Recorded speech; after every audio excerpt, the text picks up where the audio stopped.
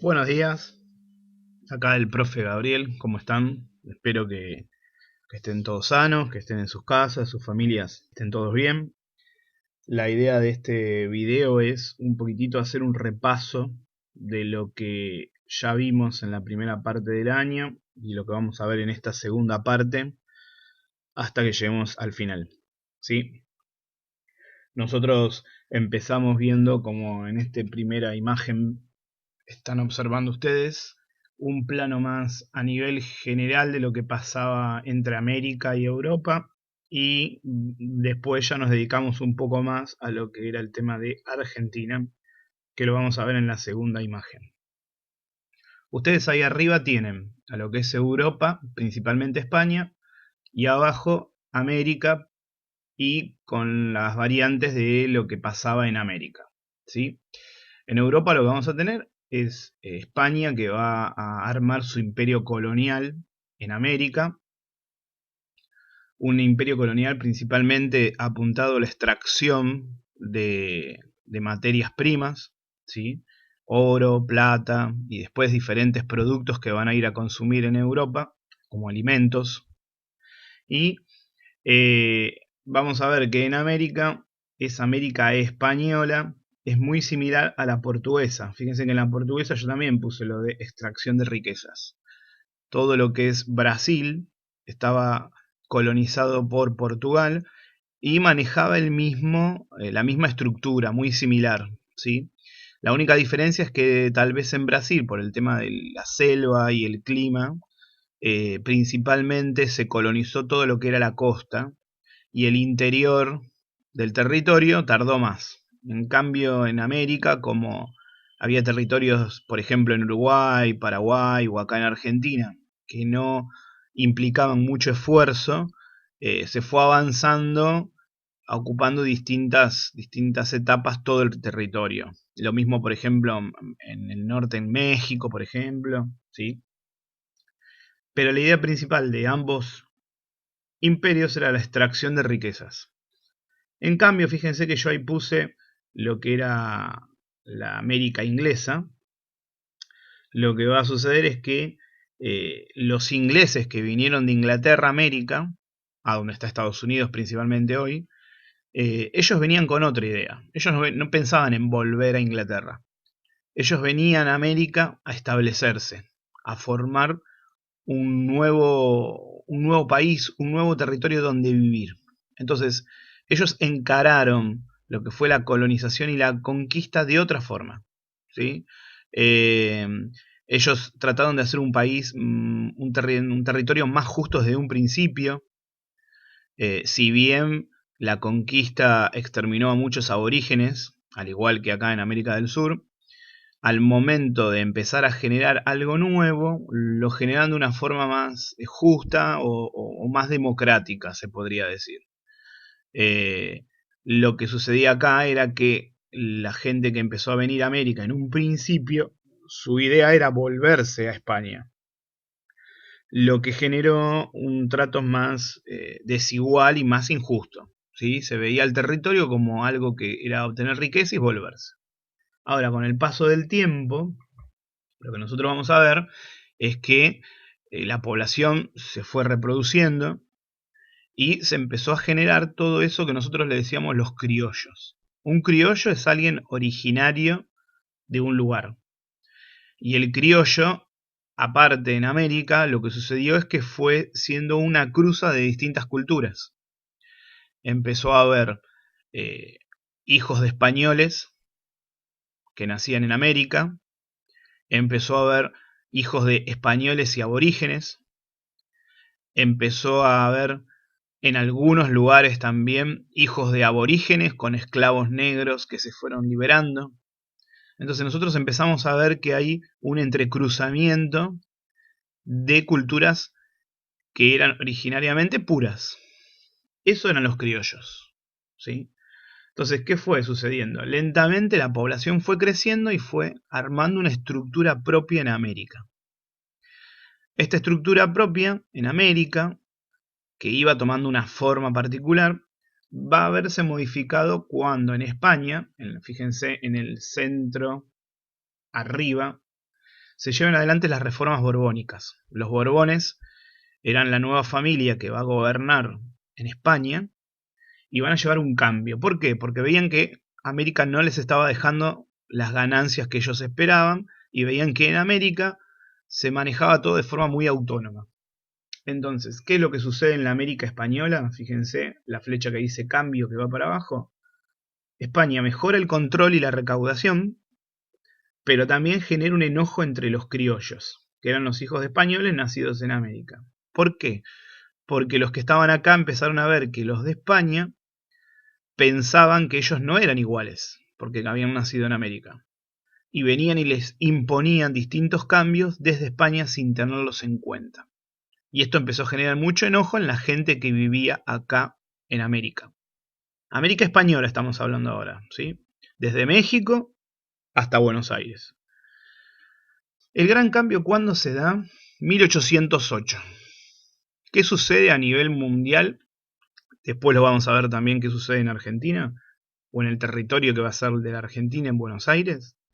En 1808 Napoleón invade lo que es España y mete preso al rey Fernando. Al meterlo preso, impone un rey francés, que va a ser su hermano, que le decían Pepe Botella. Imaginarán por qué le decían Botella, aunque no estaba comprobado que el señor fuera amante a la bebida alcohólica. Se decía, ¿sí? Se comentaba que tenía problemas con el alcohol, entonces le decían Pepe Botella. Este hermano de Napoleón va a gobernar España, van a meter preso al rey de España, van a empezar a meter preso a un montón de personas. Entonces en América se empieza a plantear la siguiente idea. En América decían, nosotros estamos bajo el poder del rey de España, pero si no hay rey de España y nos gobierna otra persona, ¿quién nos gobierna a nosotros?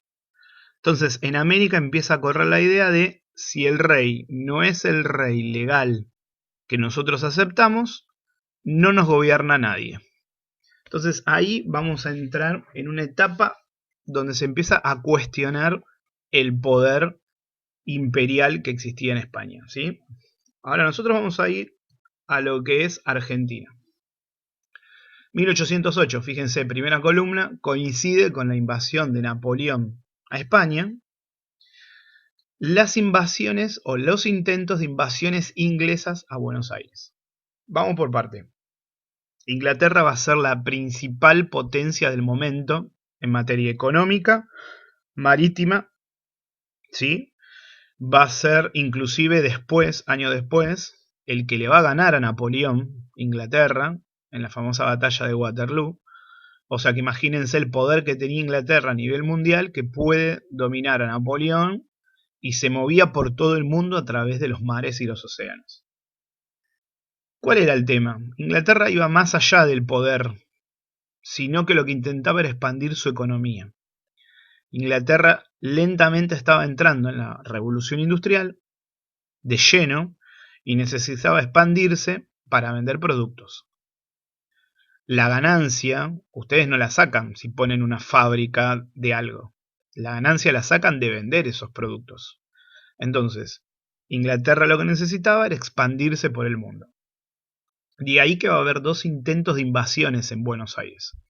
De esta parte del planeta, del cono sur, Buenos Aires era la ciudad, se podría decir, más activa, más dinámica, con mucho comercio, ¿sí? Con muchos productos que entraban y salían por el puerto. Entonces era muy importante para Inglaterra poder ocupar Buenos Aires. Ambos, ¿sí? 1808, 1809, ambas invasiones van a ser rechazadas, pero ¿por quién? Por los vecinos y sin la ayuda española. El virrey se escapa, se esconde, se lleva el oro y deja a los vecinos solos, y los vecinos se organizan, forman un ejército, ¿sí? Y luchan contra los ingleses que se tienen que ir. Entonces, ahí ya tenemos otro factor más. Los vecinos saben que se pueden defender solos y se pueden gobernar y organizar. No hay rey en España válido que ellos acepten. Entonces, ¿qué es lo que va a pasar?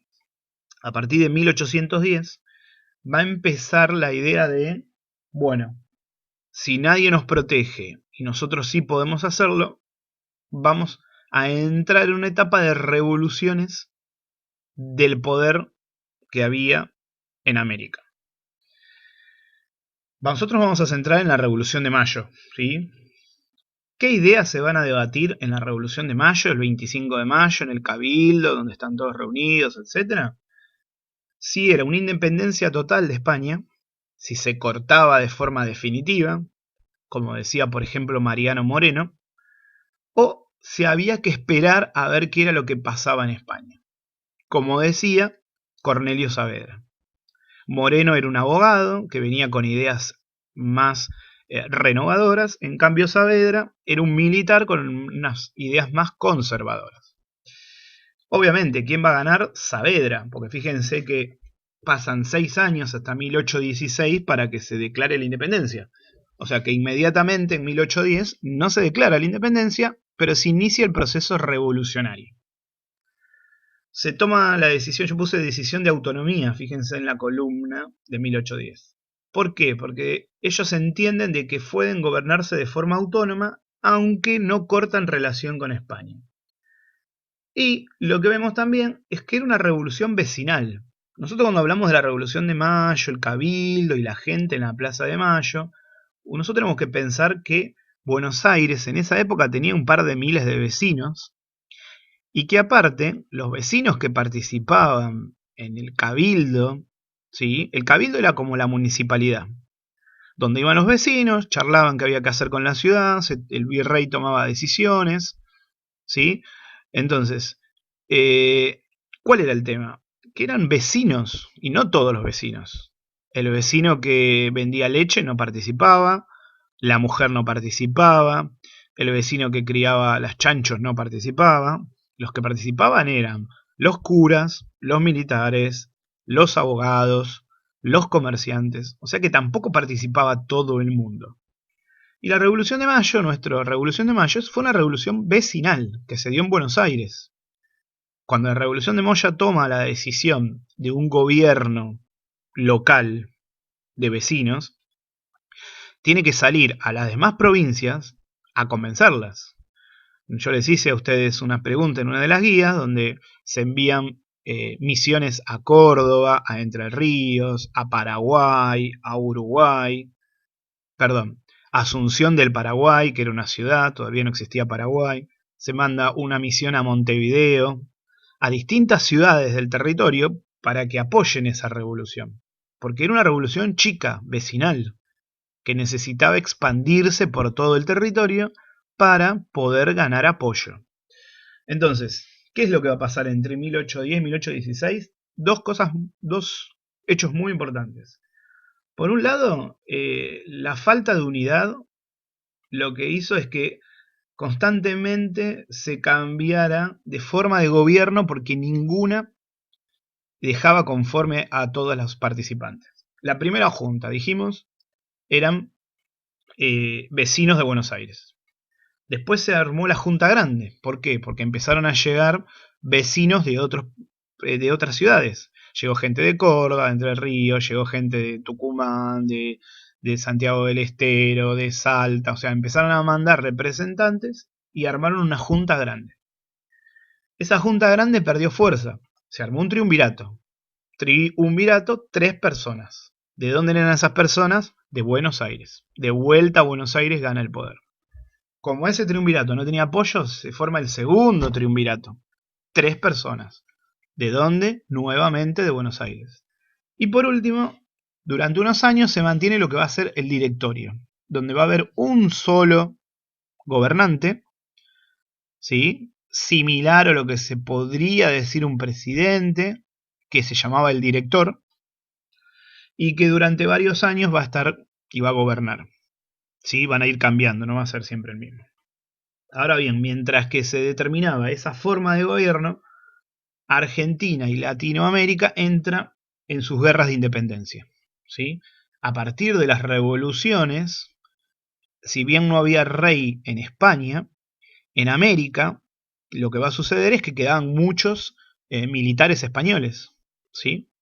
Entonces, al entrar en esta etapa de las revoluciones, automáticamente empiezan las guerras de independencia. Ahí es donde nosotros vemos a San Martín, a Belgrano, a Güemes, a Juana Zurduy, vemos un montón de héroes que luchan por la liberación del territorio, ¿sí? Esta guerra de independencia va a ser costosa, porque no había mucha plata, porque todo llegaba de España, y al no llegar nada de España, había que empezar a mantenerse con lo que había acá en el territorio. Va a llevar un clima de violencia a todo el territorio, desde acá hasta Venezuela, Colombia, todo va a generar un clima de violencia, y va a destruir lo que había conocido, todas esas rutas, muchas ciudades, muchos circuitos comerciales, todo va a estar dedicado a la guerra y mucho se va a perder. Entonces nosotros vamos a ver que la guerra se va a iniciar desde Buenos Aires, se van a empezar a enviar tropas, Belgrano en un primer momento, después se va a sumar San Martín, entonces primero se va a liberar el territorio que nosotros conocemos de ahora de la Argentina, San Martín cruza a lo que va a ser Chile, libera todo lo que es Santiago de Chile y sube, después va a ir al territorio de lo que más adelante va a ser Perú, hasta llegar bien al norte donde se encuentra con Bolívar, que Bolívar venía bajando, liberando Venezuela, Colombia, Ecuador, hasta encontrarse con San Martín, ¿sí? Ahora, esta primera etapa de la Guerra de Independencia va a ser de los soldados que había españoles en América. Lo que va a suceder al momento de 1816, por eso se toma esa decisión de la independencia, es que en Europa Napoleón pierde, se retira y el rey de España vuelve al poder. Y cuando el rey de España, Fernando, vuelve al poder, dice: bueno, ahora que estoy en el poder, quiero que América vuelva a ser española. Pero acá en América ya habían pasado 5 años de guerra, de revolución, y los países le dicen a España: bueno, no, lo lamento, nosotros no vamos a volver a ser españolas, nosotros vamos a ser independientes. Y ahí empieza la segunda parte de la guerra de independencia, porque España manda un ejército, siguen los combates, pero además los países se empiezan a independizar. Ahora sí, definitivamente cortan. Tardaron 6 años, pero se corta, como en la Argentina, definitivamente el lazo con España. ¿Qué es lo que va a pasar? Lo que vamos a ver es que comienza la pelea entre Buenos Aires, donde está el poder político, donde se toman las decisiones, donde se producen en la pampa húmeda los principales productos. Se van a criar ovejas, lanas, se van a cultivar distintos granos, y principalmente porque tiene el puerto. El único puerto habilitado del territorio en esa época era Buenos Aires. O sea que si vos vivías en Córdoba, tenías que pasar por el puerto de Buenos Aires. Si vivías en Tucumán, tenías que venir al puerto de Buenos Aires. Todo pasaba por el puerto de Buenos Aires, y Buenos Aires le cobraba plata a todos. La aduana le cobraba impuestos a todo el que quería sacar algo por el puerto o al que quería ingresar algo por el puerto. Entonces, Buenos Aires era la provincia más fuerte y más rica. Pero, aparte, quería dominar a las otras provincias. Entonces, fíjense, un ejemplo es que el Congreso de Tucumán se haga en Tucumán, porque si ustedes miran el mapa del territorio, no solo de la Argentina, sino de todo el territorio de América en esa época, América Española, Tucumán estaba más en el centro, alejado de Buenos Aires. Entonces, ahí lo que nosotros vemos es que había un símbolo de que sea en Tucumán para que Buenos Aires no tuviera tanto poder y se pudiera armar un Congreso unido, muy de forma débil, pero unido, que declarara la independencia. A partir de ahí, distintas ciudades no participan. Montevideo, al no aceptar las condiciones de Buenos Aires, queda aislado. Asunción del Paraguay también no acepta las condiciones. Santiago de Chile sigue su propio camino. Las demás ciudades ingresan en el Congreso y se declara la independencia. Ahora bien, el problema va a ser cuando los españoles desaparezcan del territorio americano. Al terminar la guerra contra los españoles, esa unidad débil que había acá en la futura Argentina se rompe. Y va a ser 1820, en lo que es la batalla de Cepeda, donde la unidad se quiebra y va a llegar el enfrentamiento armado entre Buenos Aires y las provincias del interior.